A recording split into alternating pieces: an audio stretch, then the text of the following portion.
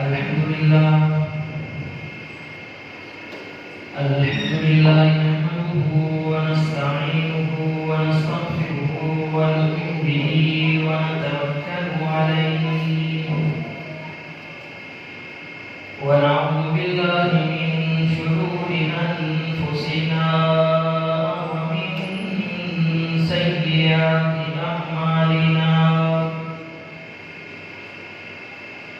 من يهده الله فلا مضل له ومن يضلل فلا هادي له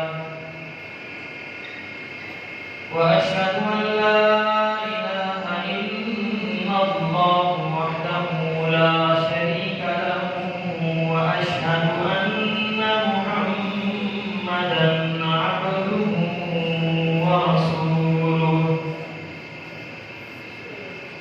اللهم صل على محمد وعلى آل محمد كما صليت على إبراهيم وعلى آل إبراهيم إنك حميد مجيد اللهم بارك على محمد وعلى آل محمد كما باركت على إبراهيم وعلى آل إبراهيم إنك حميد مجيد من يطع الله ورسوله فقد رشد واهتدى ومن يعص الله ورسوله فقد ضل وغوى سبحانك لا علم لنا إلا ما علمتنا إنك أنت العليم الحكيم أما بعد فإن خير الحديث كتاب الله وخير الهدي هدي محمد صلى الله عليه وسلم وشر الأمور محدثاتها وكل محدثة بدعة وكل بدعة ضلالة وكل ضلالة في النار أعوذ بالله السميع العليم من الشيطان الرجيم من همزه ونفخه ونفثه بسم الله الرحمن الرحيم أولم يروا أنا نأتي الأرض ننقصها من أطرافها والله يحكم لا معقب لحكمه وهو سريع الحساب صدق الله العظيم وصدق رسوله النبي الكريم ونحن على ذلك من الشاهدين والشاكرين والحمد لله رب العالمين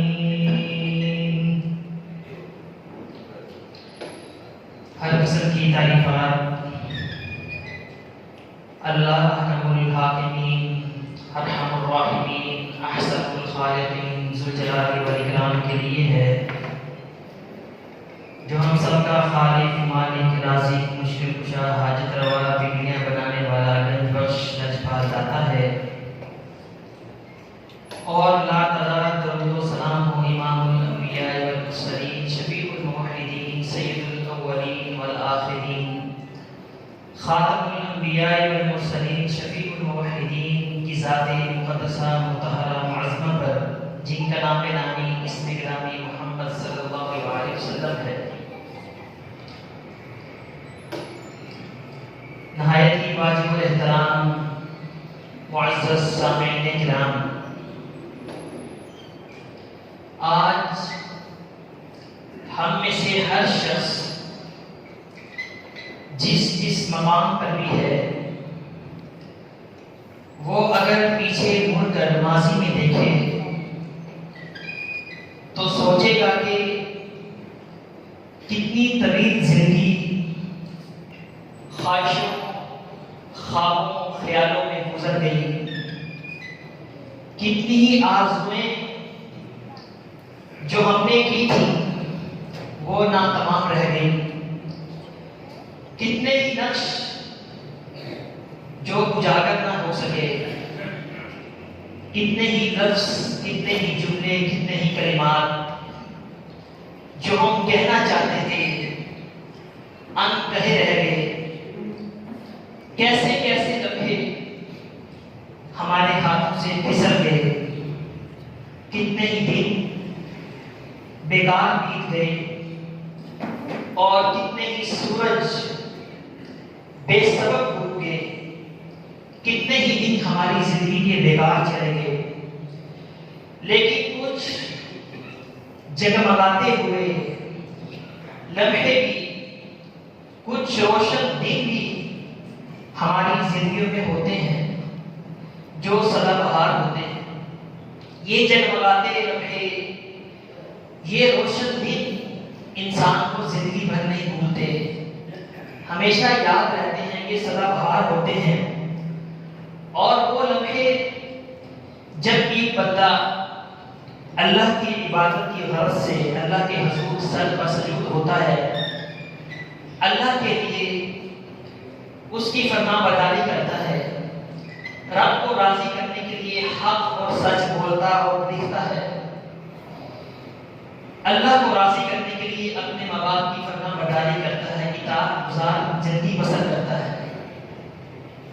یہ روشن لمحے، یہ ہماری زندگیوں کے جگمگاتے ہوئے لمحے ہیں جو انسان کو زندگی بھر یاد رہتے ہیں۔ بد نصیب ہوتے ہیں وہ لوگ جن کی زندگیوں میں ایسے لمحے بھی نہیں ہوتے، وہ ایسے روشن لمحوں سے بھی بالکل فارغ ہوتے ہیں۔ لیکن کچھ خوش نصیب سعادت مند لوگ ایسے بھی ہوتے ہیں کہ جن کی پوری زندگی ہی ہمیں جگمگاتی ہوئی نظر آتی ہے، ان کی مکمل زندگی ہی ہمیں روشن نظر آتی ہے۔ وہ زندگی میں بے مثال کام کر جاتے ہیں، انہیں صرف ایک زمانہ ہی نہیں بلکہ قیامت تک آنے والی نسلیں انہیں یاد رکھتی ہیں۔ ان کے لیے دعائیں صرف ان کی اولاد ہی نہیں بلکہ قیامت تک آنے والی نسلیں ان کے لیے ہمیشہ دعائیں کرتی رہتی ہیں۔ ایک معاشرہ، ایک گھر، ایک فیملی ہی دعا نہیں کرتی، پوری امت مسلمہ ان کے لیے دعا گو رہتی ہے، کیونکہ ایسے لوگ ہمیشہ لوگوں کے دلوں میں زندہ رہتے ہیں۔ ہر چیز میں فنا تو ہونا ہی ہے، کل من علیہا فان وَيَبْقَى وَجْهُ رَبِّكَ ذُو الْجَلَالِ وَالْإِكْرَامِ۔ ہر چیز کو فنا ہے، باقی رہنے والی اگر کوئی ذات ہے تو رب ذو الجلال والاکرام کی ذات ہے۔ ہر چیز میں فنا ہونا ہے۔ اگر کوئی چیز انسان کو ہمیشہ کے لیے زندہ رکھتی ہے، قیامت تک کے لیے پائندہ رکھتی ہے، تو وہ اس بندے کا علم ہے، وہ عمل ہے، وہ حسن کردار ہے۔ یہ چیزیں ہیں جو علم، عمل اور حسن کردار جو انسان کو ہمیشہ قیامت تک زندہ رکھتا ہے۔ یہ وہ لوگ ہوتے ہیں جو ان چیزوں سے آراستہ ہوتے ہیں، ان کے لیے دعاؤں کے سلسلے منقطع نہیں ہوتے، ان کے لیے دعاؤں کے جو سلسلے جاری ہوتے ہیں وہ ایک زمانے تک محدود نہیں رہتے بلکہ قیامت تک ان کا سلسلہ جاری و ساری رہتا ہے۔ ابن تیمیہ رحمہ اللہ کی مثال ہمارے سامنے ہے، جن کی کوئی اولاد بھی نہیں تھی، انہوں نے شادی ہی نہیں کی، لیکن انہوں نے اپنی زندگی کے اندر جتنا کام کر دیا کہ قیامت تک آنے والے تمام مسلمان، تمام علماء کرام ان کی کتابوں سے، ان کے فتاووں سے مستغنی نہیں ہو سکتے۔ کوئی بھی طالب علم ان کی کتابوں سے مستغنی نہیں۔ وہ اپنے پیچھے ایسی فکر، ایسے نظریے، ایسی کتابیں، ایسے علم چھوڑ کر چلیں گے کہ جو قیامت تک آنے والے لوگ ان کو پڑھتے رہیں گے اور ان کے لیے دعائیں کرتے رہیں گے۔ امام شریف الدین نووی رحمہ اللہ جنہوں نے الاربعین نووی لکھی، ہر کالج، ہر یونیورسٹی، ہر اسکول میں ان کی کتاب پڑھائی جاتی ہے تو ان کے لیے دعائیں بھی کی جاتی ہیں۔ ہزاروں مثال ہے۔ امام مالک کی مثال ہمارے سامنے ہے، امام بخاری رحمہ اللہ، امام مسلم رحمہ اللہ، امام احمد بن حنبل، یہ وہ لوگ تھے، یہ وہ مثالیں ہیں ہمارے سامنے جن کے لمحے، جن کی زندگیاں جگمگاتی ہوئی گزری، جن کی زندگیوں کے پورے کی پوری زندگیاں ہی روشن مینارہ ثابت ہوئی، اور آج ان کو گزرے ہوئے ہزاروں سال ہوتے ہیں اور آج بھی یہ لوگ ہمارے دلوں میں زندہ ہیں، ہم ہمیشہ ان کے لیے دعا گو رہتے ہیں۔ اس دنیا میں جو بھی لوگ آتے ہیں انہوں نے تو جانا ہی جانا ہے۔ جب انبیاء کرام چلے گئے، صلحاء نظام چلے گئے، ائمہ کرام چلے گئے، اتنے عظیم محدثین چلے گئے، کوئی باقی نہ رہا۔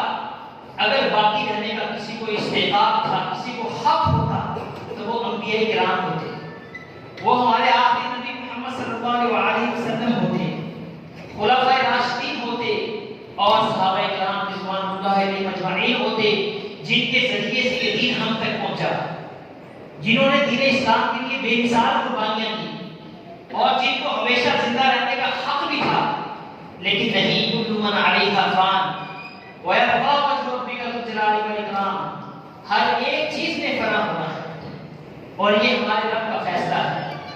فِيهَا تَحْيَوْنَ وَفِيهَا تَمُوتُونَ وَمِنْهَا تُخْرَجُونَ، اللہ فرماتا ہے اسی زمین کے اوپر اللہ تمہیں زندہ بھی رکھے گا، تمہیں زندگی عطا فرمائے گا، اور اسی کے اوپر تمہیں موت واقع ہوگی، وَفِيهَا تُخْرَجُونَ وَمِنْهَا تُخْرَجُونَ، اور اللہ رب العزت اسی زمین سے تمہیں قیامت کے دن تمہیں اٹھائے گا، تمہیں نکالے گا۔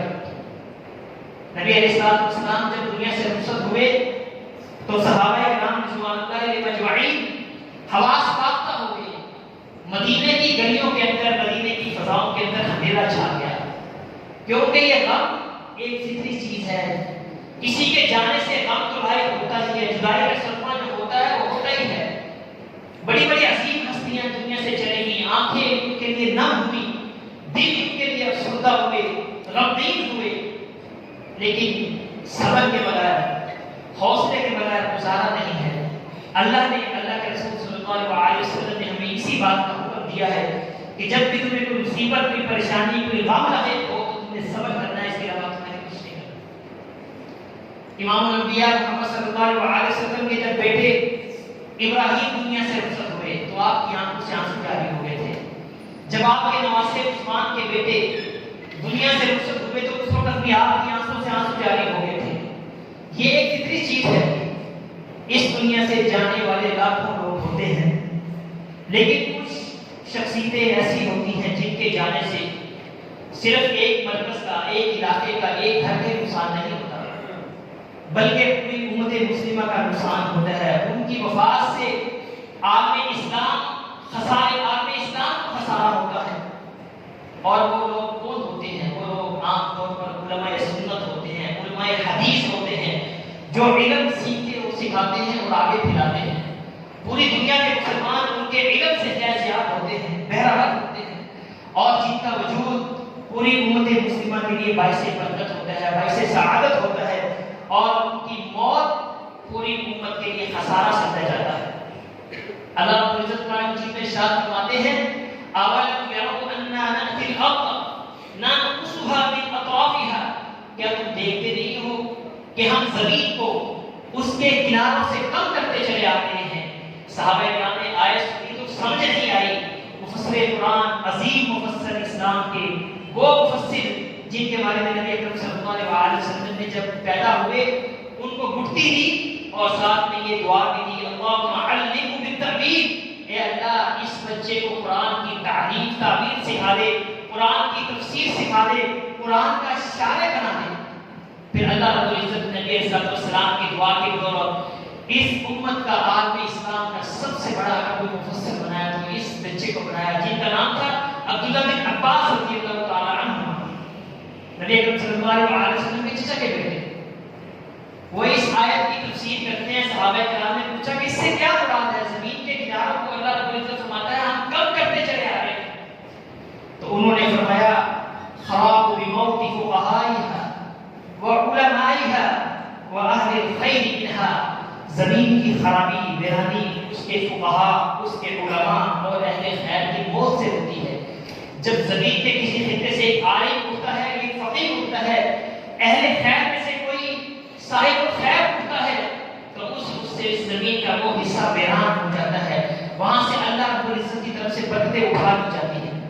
الارض تحیا اذا ما عاش عالمها، زمین اس وقت تک زندہ رہتی ہے جب تک اس میں عالم زندہ رہتا ہے۔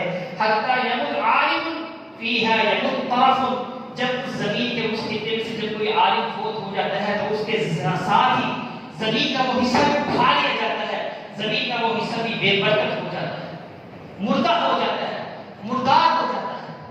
اللہ رب العزت نے ان علماء کے وجود سے زمین کے اوپر بہاریں لگائی ہیں، برکتیں پیدا کی ہیں۔ امام ایوب سختیانی رحمہ اللہ فرمایا کرتے تھے کہ جب کوئی اہل سنت کا کوئی ایک فرد، ایک ایسا فرد جو سنت پر عمل کرنے والا ہو، فرماتے ہیں جب کوئی اہل سنت کا کوئی ایک عام فرد جب فوت ہو جاتا، مجھے اس کی اطلاع ملتی تو مجھے ایسے محسوس ہوتا کہ جیسے کہ میرے جسم کا ایک حصہ مجھ سے جدا ہو گیا ہے۔ یہ ایک عام اہل سنت فرد کے حوالے سے ان کے جذبات تھے، ان کو اتنا صدمہ، اتنا دکھ پہنچتا ہے، لیکن جب ایک امت کا جب کوئی عالم دنیا سے رخصت ہو جائے تو اس کے صدمے، اس حادثے کی آپ اندازہ کریں کتنا صدمہ ہوگا، کتنا نقصان ہوگا۔ رسول اللہ صلی اللہ علیہ وسلم فرماتے ہیں البرکۃ مع اکابرکم، اے لوگوں برکتیں تمہارے بڑوں کے ساتھ ہیں۔ بڑا تو باپ بھی ہوتا ہے، بڑا کوئی بزرگ، عام بزرگ بھی ہوتا ہے، لیکن جب بڑا باپ کے ساتھ ساتھ کوئی بڑا عالم بھی ہو جس کے وجود سے صرف گھر میں برکتیں ختم نہیں ہو جاتی، جس کے عدم وجود سے معاشرے کے اندر سے بھی برکتیں ختم ہو جاتی ہیں۔ ایک ماحول، ایک ماحول، ایک معاشرہ، ایک ملک بہت سی برکتوں سے محروم ہو جاتا ہے۔ آپ صلی اللہ علیہ وسلم کا فرمان ہے البرکۃ مع اکابرکم، یہ بڑے جب تمہارے اندر موجود ہوں تو تم ان کو باعث سعادت سمجھو، اپنے لیے باعث برکت سمجھو، ان کو اپنے لیے غنیمت سمجھو، ان کا تم احترام کرو، ان کی تم عزت کرو، کیونکہ تمہارے اوپر جتنی بھی اللہ کی طرف سے برکتیں، رحمتیں نازل ہوتی ہیں وہ تمہارے ان بڑوں کی وجہ سے نازل ہوتی ہیں۔ حسن بصری رحمہ اللہ فرمایا کرتے ہیں لولا العلماء لصار الناس مثل البہائم، اگر زمین کے اوپر عالم نہ ہو، علماء کرام نہ ہو تو تم سب لوگ چوپاؤں کی طرح ہو جاؤ، جانوروں کی مثل ہو جاؤ۔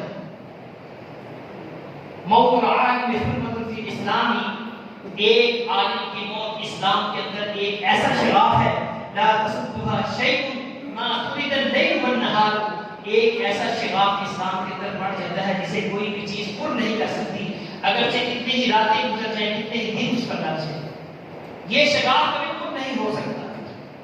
آج ہمارا المیہ یہی ہے کہ ہمارے درمیان سے یہ جو انبیاء کے وارثین ہیں، جن کے بارے میں رسول اللہ صلی اللہ علیہ وسلم فرماتے ہیں کہ العلماء ورثۃ الانبیاء، یہ علماء کرام انبیاء کے وارث ہیں، انہوں نے انبیاء کا ترکہ ورثہ سنبھالا ہوا ہے۔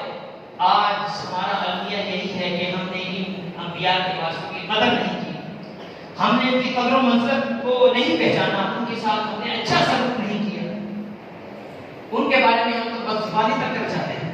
بڑے بڑے بزرگ علماء کرام، ہم ان کے بارے میں بھی اپنی زبان کو حرکت دیتے ہوئے ذرا تک سوچتے کہ ان کا اللہ کے ہاتھ کیا مقام و مرتبہ ہے۔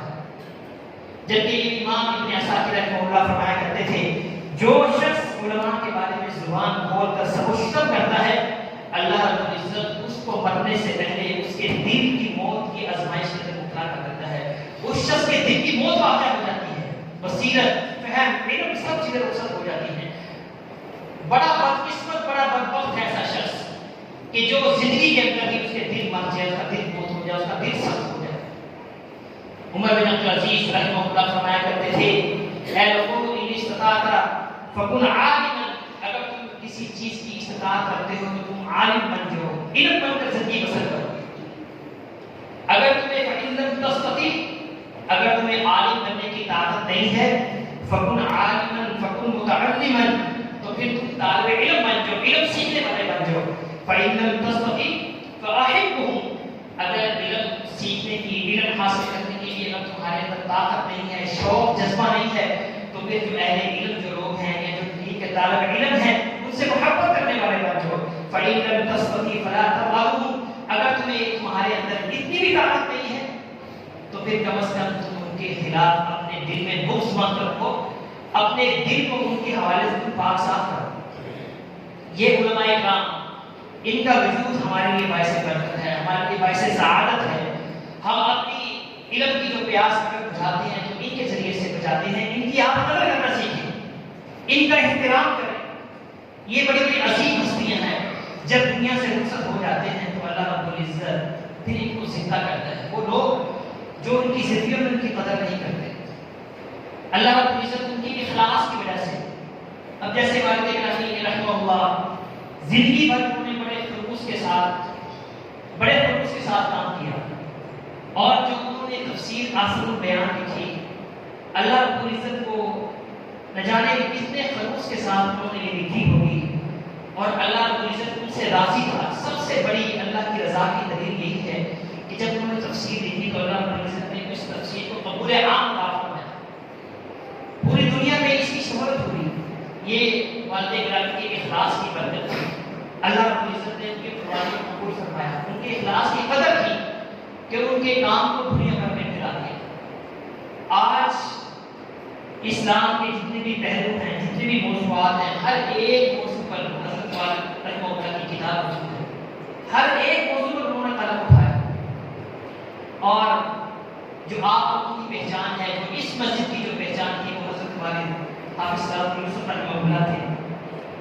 اور والد صاحب اس مسجد میں جب آئے جون 1966 میں، وہ اس مرکز میں یہاں پر آئے تھے، اور یہاں پر آ کر انہوں نے امامت شروع کی، ساتھ میں انہوں نے درس قرآن اور تفسیر کی کلاس میں پڑھانا شروع کی، اور 1988 سے باقاعدہ انہوں نے اس مسجد کے اندر خطبہ جمعہ دینا شروع کیا۔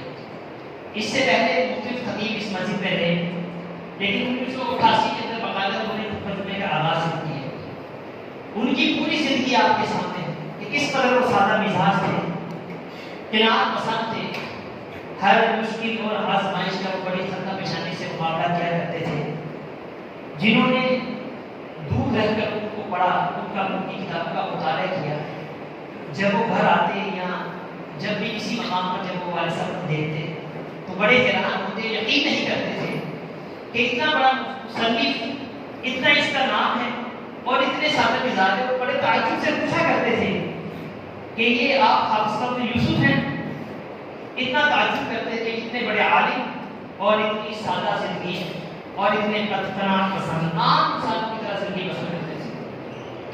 اتنی بلندیوں پر فائز ہونے کے باوجود ان کے زہد و تقویٰ کے اندر کبھی کبھی واقع نہیں ہوئی۔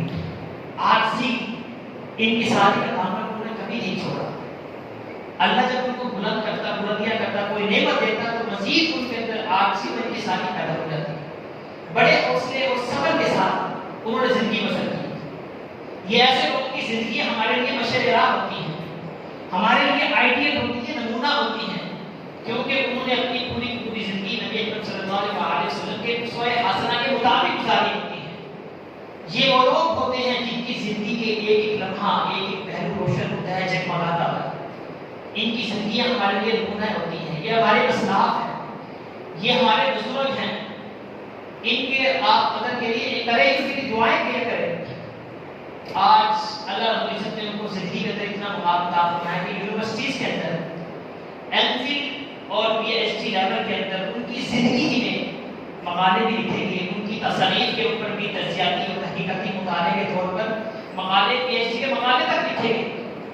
حالانکہ زندگی کے اندر کسی بھی بڑے شخص کی حالات زندگی HEC کے رولز کے خلاف کہ آپ زندگی کے اندر کسی شخصیت پر کام نہیں کر سکتے، لیکن والد ابراہیم کی حیات کے اندر ہی یونیورسٹیز میں پی ایچ ڈی کی لیول تک ان پر مقالے لکھے، اور یہ جو والد ابراہیم کی جو زندگی تھی وہ ایک عملی جد و جہد کا نام تھی، اور یہ جد و جہد ان کی زندگی کے آخری سانس تک جاری رہی۔ جو رسول اللہ صلی اللہ علیہ وسلم کی حدیث ہے نا، تم علم من المہد الی اللحد، کہ تم علم حاصل کرو ماں کے گود سے لے کر قبر تک، علم حاصل کرو۔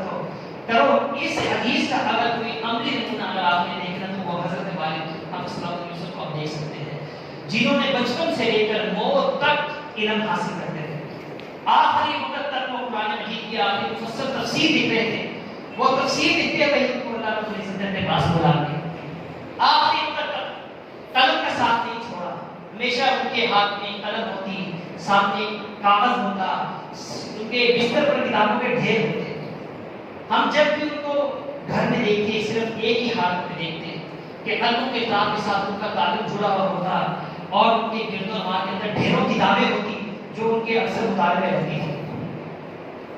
خاموش رہا تھے, کم بولتے تھے, کام کی بات ہوتی تو وہی کرتے تھے, خاموش ہو جایا کرتے تھے اور ہمیشہ ہر شخص کو یہی نصیحت کیا کرتے تھے. خاص طور پر ہمیں بھی یہی کہتے تھے کہ تم شخصی اور جماعتی ٹکراؤ میں مت پڑ جاؤ.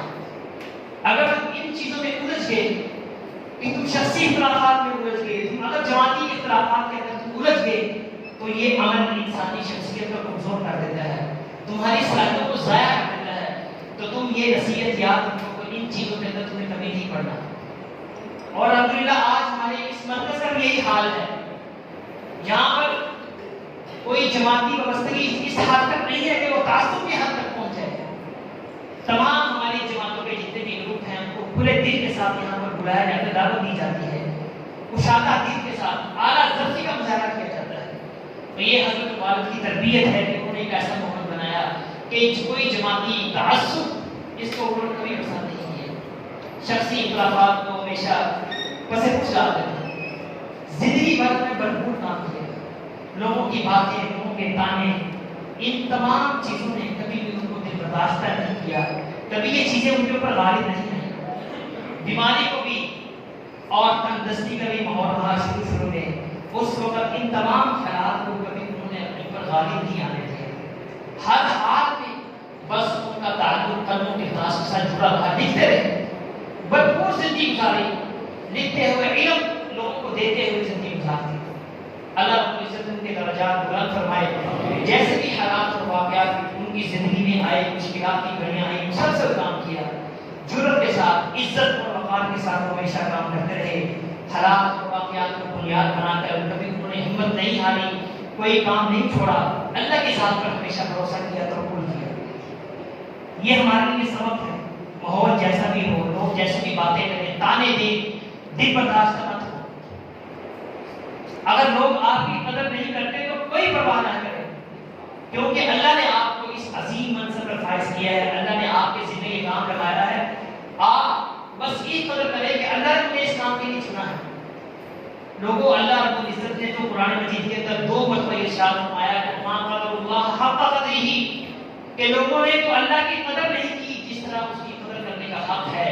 جو کائنات کا خالق اور مالک ہے, زمین والوں نے اللہ کی قدر نہیں کی. انبیاء علیہ السلام دنیا میں آئے, زمین والوں نے انبیاء کی قدر نہیں کی, لیکن انبیاء نے اپنا کام نہیں چھوڑا. لوگوں نے زمین والوں نے اللہ کی قدر نہیں کی, لیکن اللہ نے اپنا کام تو نہیں چھوڑا. اللہ پھر بھی رزق عطا فرماتا ہے, اللہ پھر بھی ان کو نوازتا ہے, اللہ ان پر مہربان ہے, اللہ ان کے اوپر رحمی کرتا ہے, کوشش بھی کرتا ہے, ان کے درجات کو بلندیاں بھی عطا فرماتا ہے. انبیاء کرام بھی کبھی دل برداشتہ نہیں ہوئے. ہر ماحول میں انہوں نے حوصلے کے ساتھ, صبر کے ساتھ, استقامت کے ساتھ ڈٹے رہے. اگرچہ دنیا والوں نے, لوگوں نے, اہل مکہ نے, اہل مدینہ نے ان کی قدر نہیں کی, لیکن آپ اپنے مشن پر ڈٹے رہے. تمام انبیاء کی زندگیاں ہمارے سامنے ہیں, علماء کرام کی زندگیاں ہمارے سامنے ہیں. ان سے ہمیں سبق سیکھنا چاہیے. جیسا بھی ماحول ہو, جیسے بھی حالات ہو, دل برداشتہ مت ہو, کام کرتے رہے. جب اللہ نے, ان کے انبیاء نے کام نہیں چھوڑے, تو ہمیں, جو ہم انبیاء کے وارث ہیں, علماء کرام, تو ہمیں بھی لوگوں کی باتوں سے, لوگوں کے تانے سے دل برداشتہ نہیں ہونا چاہیے. اللہ کے لیے کام کرنا ہے, اخلاص کے ساتھ کام کرنا ہے. ہم نے اللہ سے صلہ لینا ہے, اللہ ہمیں عطا فرمائے گا. اللہ کو امید رکھیں, اللہ پر بھروسہ کریں, اللہ کی ذات پر توکل کریں اور یقین کامل کے ساتھ کام کرتے رہیں. انشاءاللہ اللہ رب العزت آپ کو سرور کرے گا, کامیاب کرے گا, دنیا کے اندر بلندیاں عطا فرمائے گا. اللہ رب العزت ہمیں, جو ہمارے بزرگ, ہمارے بڑے بڑے اسلاف یہ سب رخصت ہو گئے ہیں, خصوصاً یہ 2 مہینوں کے اندر ہماری جماعت کے بڑے بڑے اکابر علماء کرام اللہ کے پاس چلیں گے. اللہ رب العزت سب کی کوشش فرمائے, سب کے درجات کو بلند فرمائے, اور خاص طور پر والد مرحوم کے لیے خصوص طور پر دعا فرمائے کہ اہل درد پورا ساری زندگی انہوں نے ان کے ساتھ گزار دی. آپ لوگ کے سامنے ہیں, ان کی مکمل زندگی, مکمل حیات آپ لوگوں کے سامنے ہے. کیسے انہوں نے عاجزی کے ساتھ اور قرآن پسندی کے ساتھ زندگی بسر کی ہے. ہر دعا میں آپ ان کو یاد رکھیں, ان کے لیے خصوصی دعا فرمائیں. آپ کی جو انہوں نے تربیت کی, آپ کوشش کریں کہ ان کے اوپر عمل کریں، اپنے دلوں کو ہمیشہ پاک صاف رکھیں، اپنے دلوں کے اندر اخلاص پیدا کریں، جو بھی عمل کریں اخلاص کے ساتھ کریں، خالص وجہ اللہ کریں۔ اللہ رب العزت ہمارے تمام عملوں کو قبول و منظور فرمائے۔ اللہ رب العزت ہمارے والدین جو بھی دنیا سے رخصت ہو گئے ہیں، اللہ رب العزت تمام کے درجات بلند فرمائے۔ جتنے بھی گھروں کے اندر جو بیمار ہیں، ہمارے ماں باپ بیمار ہیں، اللہ رب العزت ان کو شفا کاملہ عاجلہ عطا فرمائے، ان کے ساتھ